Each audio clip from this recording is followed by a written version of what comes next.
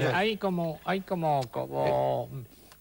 Como si no tuviera seguridad en que se va a entender lo que estás diciendo. Por eso yo digo que no es un hombre de cine, gustándole mucho el cine, teniendo una carrera. Él nunca, aunque con esos detalles de puesta en escena, una de mis películas favoritas es El gato pardo, que voy a decir, ¿no? Y es eso que me gusta también muchísimo. Pero lo que tú acabas de decir yo creo que es la clave. Él nunca tiene confianza en el espectador, ni en sí mismo, de decirle, soy capaz de decirle al espectador las cosas visualmente. El espectador es de clase media.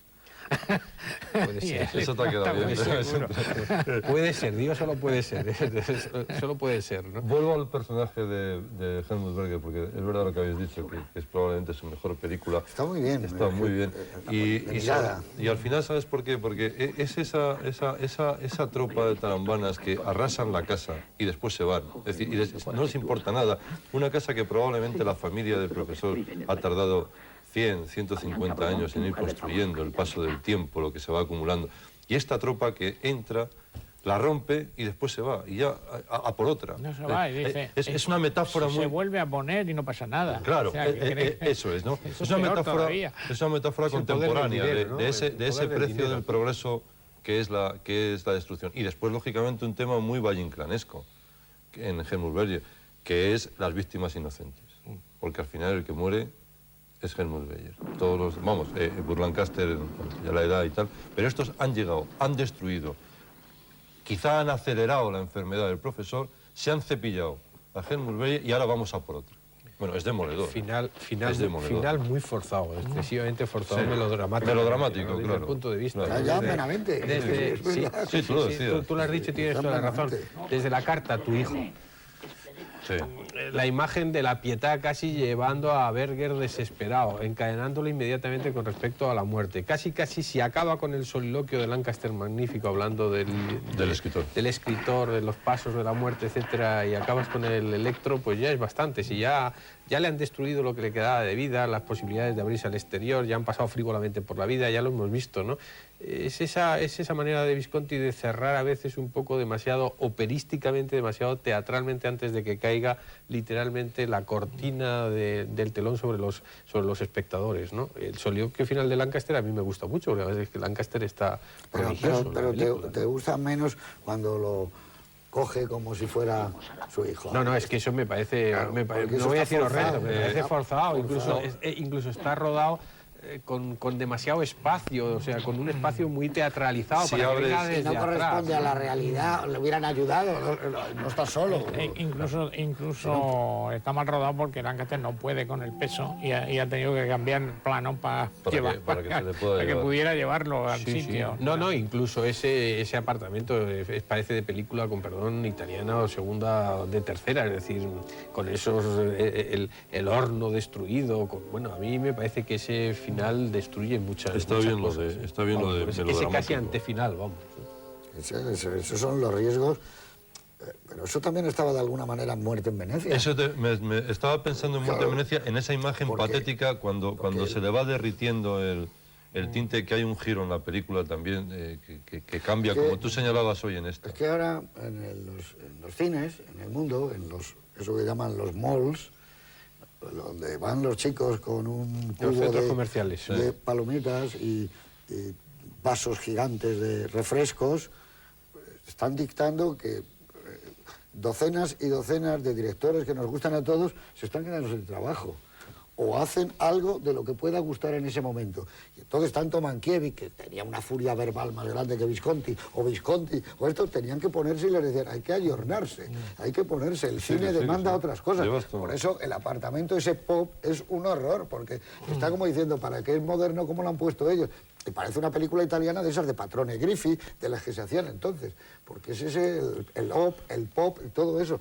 En cambio, él tenía que haber seguido diciendo, yo hago senso.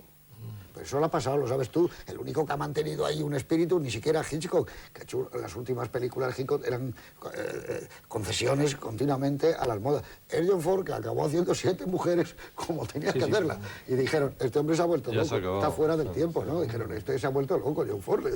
Claro, tú ves ahora 7 mujeres y dices, no, tiene la misma continuidad, el mismo rigor, la misma emoción que tenían sus películas. No, pero yo creo que los que se están volviendo locos siempre, no ahora, sino antes, entonces, son los que deciden que hay que cambiar en esta dirección o en la otra. Ni siquiera es el público.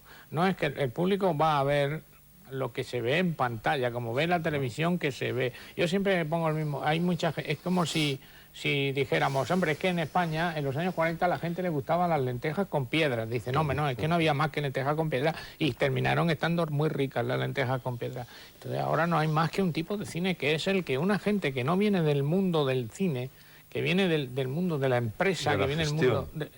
está dictando. El ejemplo tuyo es bueno, pero sería decir, en los años 40 gustaban las lentejas. Y ahora hay que tomar un rabanito con una anchoa. Hombre, hay que tomar un rabanito con una anchoa y lentejas también.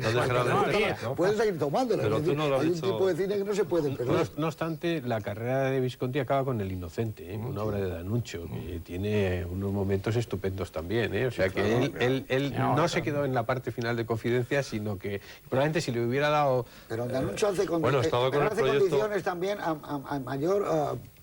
escenas escabrosas, que en Censo no hay ninguna. En El Gato Pardo no las hay. Estaba preparando lo de Proust, que fue su gran proyecto que no pudo, En busca del tiempo perdido. Ese era el gran proyecto. Pero él siempre estuvo preocupado porque le dijeran que él era un hombre parado en el tiempo, que no comprendía a los jóvenes, que no dijera...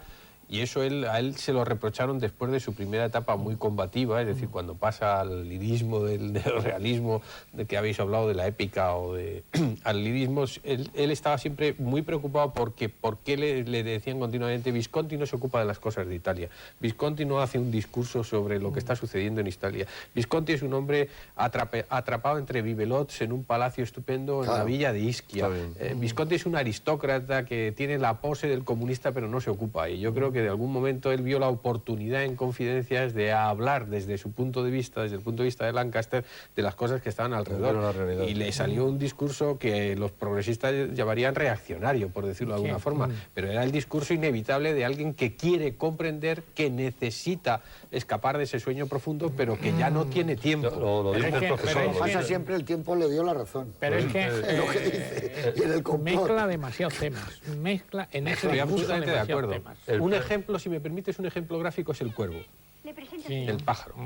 Aparece ahí, irrumpe y después ya desaparece. Una vez establecido ese criterio gritón de algo que lo llevan ahí, probablemente con la alusión que hace él de que los cuerpos vuelan en bandadas, el águila vuela sola. ¿no? Entonces, ahí, en cambio, en esa frase que es el personaje, están los dos personajes, porque le contesta Helmut Berger, me parece algo así, no me acuerdo cómo era, pero le dice, ay de quien esté solo, porque cuando caiga no habrá nadie dispuesto a levantarlo, que es una cita de la Biblia. Ahí está hablando de lo que le va a pasar a él. Es que estaba hablando, los dos personajes son él, son él, es un diálogo entre él mismo. Probablemente si hubiera cerrado más la película con Berger, pese a la admiración sexual por Berger, el tema de la homosexualidad, latente o no en el personaje de Lancaster, la película habría adquirido una tonalidad, aunque los otros personajes hubieran estado más periféricos. Eso siempre, yo creo que eso es un poco lo que quería decir Juan Miguel. O sea, si el guión de Suso, Check y el otro y Visconti dicen, hemos presentado esto y ahora este señor ha cogido por teléfono y le ha dicho a su amante millonaria en París, hasta luego, a la niña, no te dice, y decide quedarse ahí. Es una película estupenda. Claro, y se quedan los dos. Claro.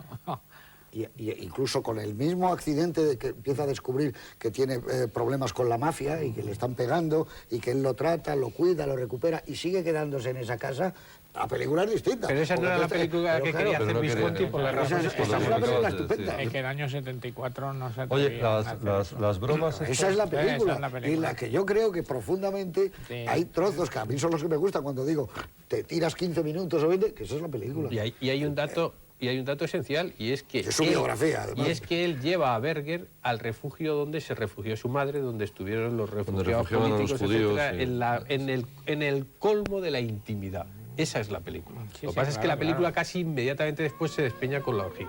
Se despeña salen esos personajes. Y con toda la trama esa política extraña, social, no sé qué, que requiere una explicación. Yo no sé si será una cuestión de... Lo de siempre, y pasándose el porro, y de verdad es como...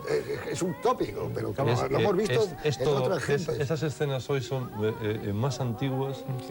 Verdaderamente se te ponen los pelos. Pues a mí lo que sí me gustaba, y eso, la audacia sí la tenía Visconti, es decir, voy a contar mi historia de soledad mi historia de amante de los libros, de la cultura, y mi historia con Helmut Berger, que es mi pareja desde hace 10 o 15 años, que me ha dejado y me ha abandonado y vivo solo en un palacio de Roma. Esta es la película que voy a contar. Y hubiera sido maravillosa. Sí, pero ese es el equivalente a 7 mujeres con John Ford. Claro, pero ahí no lo hizo. Bueno, vamos a ver, ¿cuál